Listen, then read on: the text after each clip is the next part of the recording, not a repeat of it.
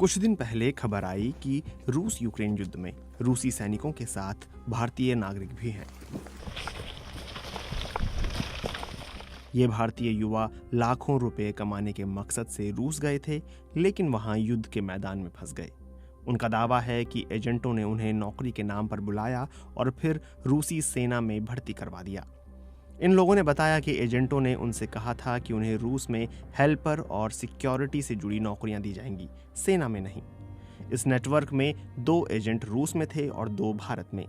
फैसल खान नाम के एक और एजेंट दुबई में थे, जो इन 4 एजेंटों के संयोजक के तौर पर काम कर रहे थे। कॉन्सेप्ट समझते कि आर्मी के अंदर काम, भाई तुम लोगों को कोई रॉकेट साइंस नहीं है, कोई यहाँ पर आके तुम लोगों को तोप नहीं चलाने का, फायरिंग नहीं करने का, बॉर्डर पे नहीं खड़े होने का। एक सिंपल सी सिचुएशन समझो कि भाई ये कंट्री के अंदर 1000 आर्मी, अभी यहाँ पर मारामारी वॉर वगैरह कुछ नहीं चल रहा है। फैसल खान बाबा व्लॉग्स नाम से एक यूट्यूब चैनल चलाते हैं।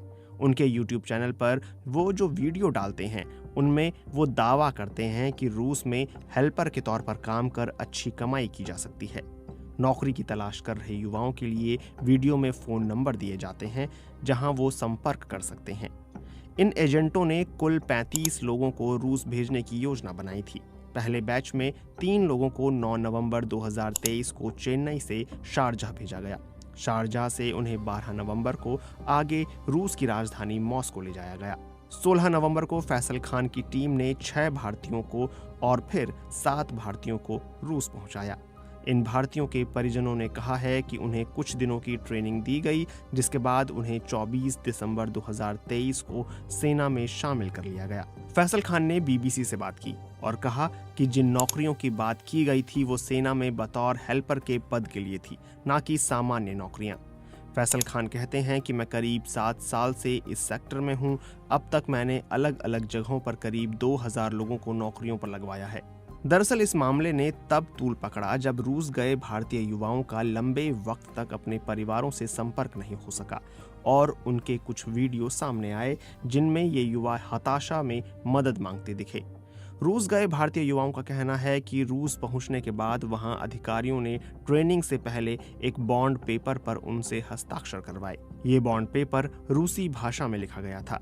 रूस गए कई भारतीयों के परिजनों का कहना है कि वो अपनों से संपर्क नहीं कर पा रहे हैं। वहीं फैसल खान ने बीबीसी को कहा कि अगर आप युद्ध के मैदान से फोन पर किसी से बात करते हैं तो यूक्रेनी सेना आपका सिग्नल ट्रेस कर सकती है। फोन सिग्नल को डिटेक्ट कर ड्रोन हमले किए जाते हैं, इसलिए युद्ध के मैदान में फोन का इस्तेमाल नहीं किया जाता। वहीं ये भी कहा जा रहा है कि इन भारतीयों को रूस में प्राइवेट आर्मी के नाम से जानी जाने वाले वैगनर ग्रुप में शामिल किया गया है। हालांकि अब तक आधिकारिक तौर पर इस बारे में कोई जानकारी मौजूद नहीं है। बीबीसी ने अपनी जांच में पाया है कि इस पूरे मामले में 5 एजेंट शामिल हैं।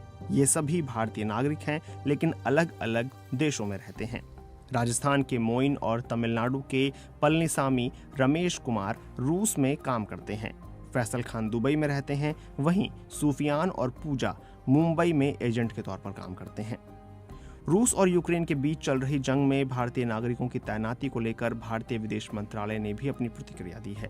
विदेश मंत्रालय के प्रवक्ता रणधीर जायसवाल ने कहा कि हमें इस बात की जानकारी मिली है कि कुछ भारतीय नागरिक रूसी सेना में सपोर्ट स्टाफ के तौर पर नौकरी कर रहे हैं।